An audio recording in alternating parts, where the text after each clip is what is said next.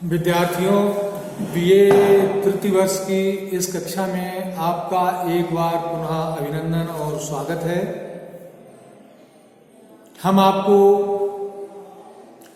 पिछले कालांश में बाल कृष्ण भट्ट द्वारा लिखित साहित्य जनसमूह के हृदय का विकास है, इस पर चर्चा कर रहे थे। मैंने आपको बताया कि इस निबंध में बाल कृष्ण भट्ट ने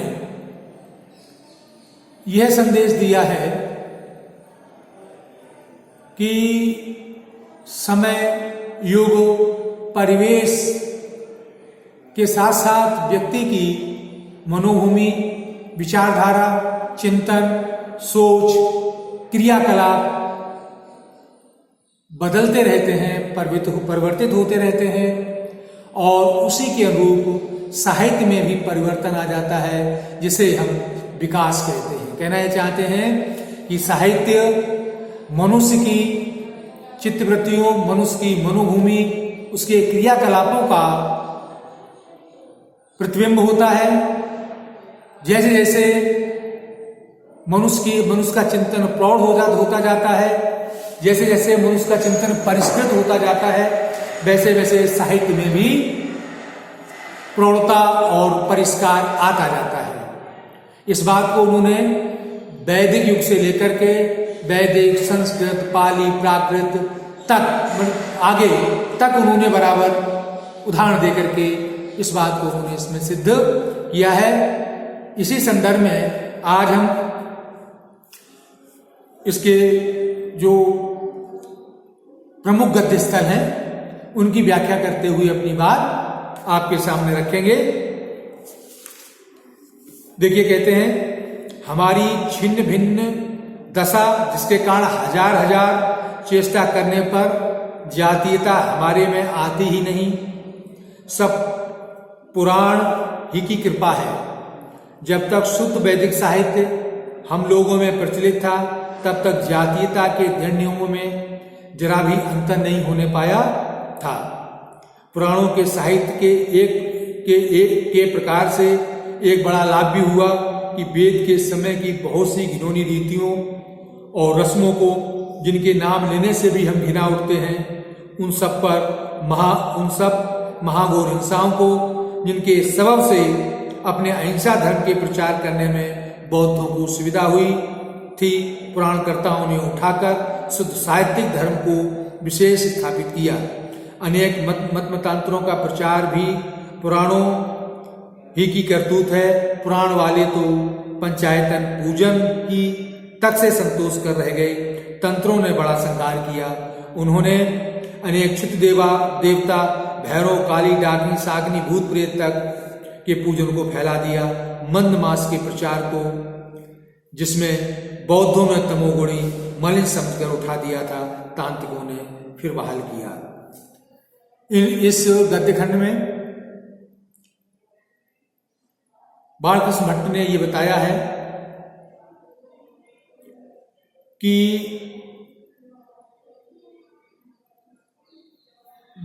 बौद्ध युग के पश्चात, बौद्धों ने वैदिक साहित्य में जो हिंसा थी, वैदिक साहित्य में जो यत्र तत्र हिंसा के उल्लेख मिलते हैं, उनके विरुद्ध बौद्धों ने और जैनियों ने अहिंसा धर्म का प्रवर्तन किया।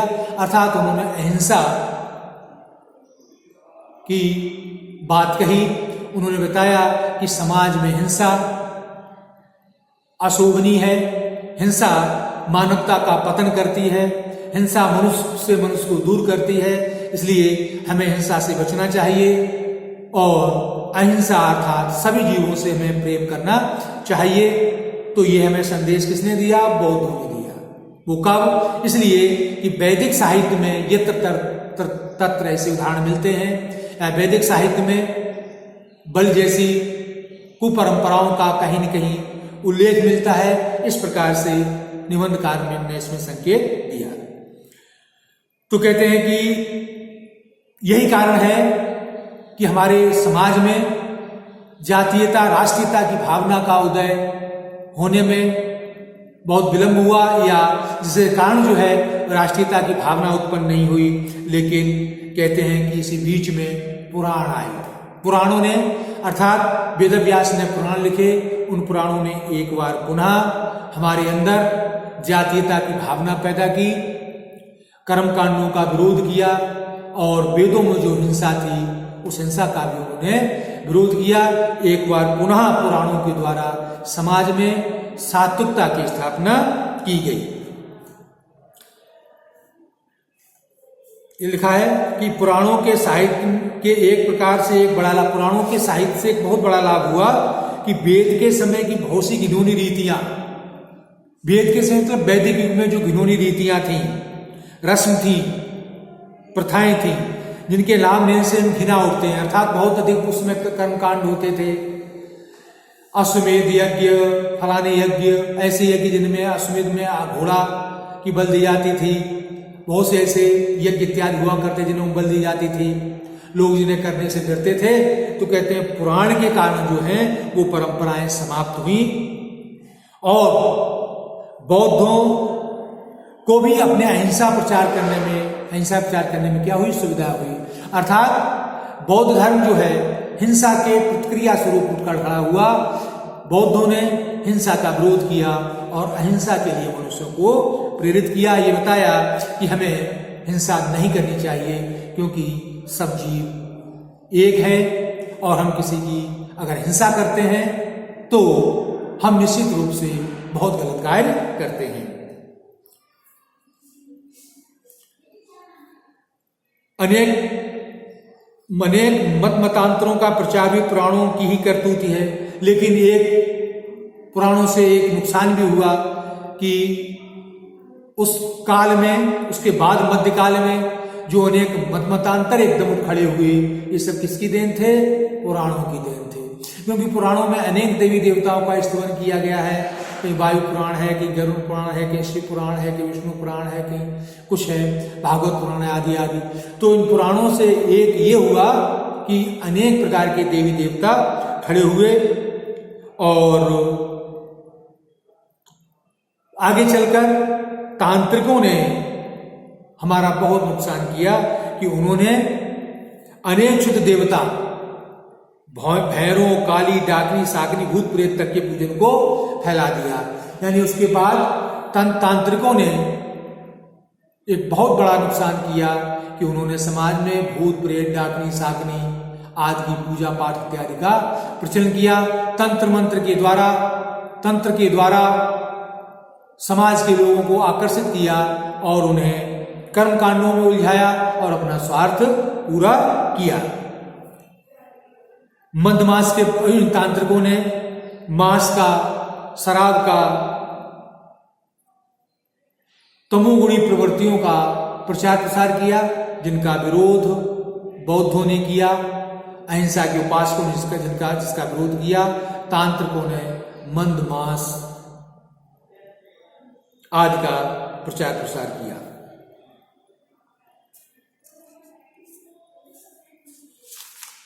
एक पैराग्राफ और देखिए। हमारी एक हिंदू जाति के असंख्य टुकड़े होते होते यहाँ तक खंड हुए कि अब तक नए नए धर्म और मत प्रवर्तक होते ही जाते हैं। ये टुकड़े जितना वैष्णव में अधिक हैं उतना शैव शाक्तों में नहीं, और आपस में एक का दूसरे के साथ मेल और खान पान जितना कम इनमें है उतना औरों में नहीं। राम के उपासक कृष्ण के उपासक से लड़ते हैं, कृष्ण के उपासक राम के उपासकों से लड़ते हैं, इत्तेफाक नहीं रखते। कृष्ण उपासकों में भी सत्यानाशिक अन्यथा ऐसे आड़े आई कि यह इन्हें आपस में ही बड़ा खटपट लगाए रखती है। बालकृष्ण भट्ट जी कहते हैं कि पुराणों के पश्चात जो मध्ययुग आया, समय आया, उसमें हिंदुओं में अनेक देवी देवता मत मतांतर खड़े हो गए। विद्यार्थियों, आपने प्रथम वर्ष में ही पढ़ा होगा कि गोस्वामी तुलसीदास के समय ये विविध धर्म संप्रदाय के मत मतांतरों के लोग आपस में लड़ते थे, और उनके बीच समन्वय पैदा करने के लिए, उनके बीच समन्वय लाने के लिए गोस्वामी तुलसीदास ने रामचरितमानस में बहुत बड़ा प्रयास किया था। उस समय स्थिति ये थी कि सगुण निर्गुण से झगड़ा करता था। सगुण कहते थे कि हमारा ईश्वर श्रेष्ठ है, निर्गुण कहता था कि मेरा ईश्वर श्रेष्ठ है। शैव जो शिव के उपासक हैं वो कहते हमारे भगवान श्रेष्ठ हैं। वैष्णव जो विष्णु के उपासक हैं वो कहते थे हमारा भगवान श्रेष्ठ है। शाक्त जो देवी के उपासक हैं वो कहते थे हमारा धर्म श्रेष्ठ है, हमारी देवी श्रेष्ठ है। तो ये आपस में इतना अधिक वाद विवाद करके झगड़ जाते थे कि इनमें लड़ाइयां तक हो जाती थी। तो वही कहते हैं कि हमारी एक हिंदू जाति के असंग टुकड़े होते गए। हिंदू जाति थी इन मतांतरों के कारण जो है विभाजित होती गई, बढ़ती गई। यहाँ तक खंड हुए कि अब तक नए नए धर्म मत प्रवर्तक होते ही जाते हैं। कि आज भी सिलसिला रुका नहीं, आज भी अनेकों मत पंथ विकसित होते रहते हैं। अनेकों मत और पंथ विकसित होकर के अपनी देवी देवताओं की बात करने लगते हैं और इस तरीके से हिंदू जाति जो है खंड खंड टुकड़ों में बढ़ती जाती है। ये टुकड़े जितने वैष्णव में अधिक हैं उतने शाक्तों में नहीं। और कहते हैं वैष्णवों में अर्थात वैष्णव धर्म वो जो विष्णु की उपासना करता है, वैष्णव धर्म जो है कि अनेक पंथ उसमें से विकसित हुए, अनेक मतांतर हुए। कहते हैं उतने शैव शाक्तों में नहीं। और आपस में एक दूसरे के साथ मेल खान पान जितना कम इनमें है उतना औरों में नहीं। कहते हैं कि वैष्णवों में इतने अधिक मत और पंथ विकसित हुए और विकसित ही नहीं हुए, इनमें आपस में मनमुटाव, वैमनस्य, ईर्षा, उद्देश्य जलन की भावना पैदा हुई। यहां तक हुई कि इनमें बहुत से उनमें तो आपस में मेल मिलाप खान पान भी नहीं। कहीं कहीं देखने का आता है कि राम के उपासक कृष्ण के उपासक से झगड़ जाते हैं और कृष्ण के उपासक राम के उपासक से कोई मतलब नहीं रखते हैं। यह स्थिति कब थी? मध्यकाल में थी, आज नहीं है। कहना चाहते मध्यकाल में थी, लेकिन कहीं न कहीं अगर ऐसा किसी के अंदर भाव मिल जाए तो बात अलग है। मध्यकाल में यह बात अवश्य रूप से थी कि ये सब धर्म संप्रदाय के लोग आपस में झगड़ते रहते थे, लड़ाई झगड़े होते रहते थे। इसका उल्लेख गोस्वामी तुलसीदास ने रामचरितमानस में, इसीलिए उन्होंने इन सब के प्रति शैव वैष्णव, सगुण निर्गुण, इन सब के प्रति जो है शाक्त वैष्णव सब में जो है समन्वय बैठाने की उन्होंने क्या की चेष्टा की है। कृष्ण के उपासक रामोपासकों से इत्तेफाक नहीं रखते। कृष्णोपासकों में, कृष्ण के जो उपासक हैं में भी सत्यानाशिक अनन्यता ऐसी आड़ी आई कि यह इनकी आपस में ही बड़ी खटपट लगाई रहती है।